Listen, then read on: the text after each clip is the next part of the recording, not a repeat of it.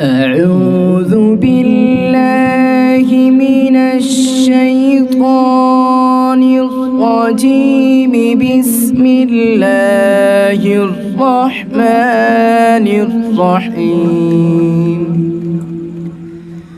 قل أعوذ برب الناس ملك الناس إله الناس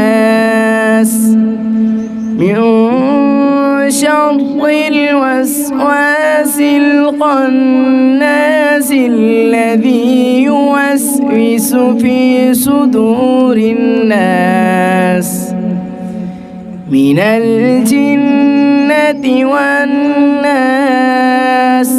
صدقت يا رب الكعبة والناس أجمعين.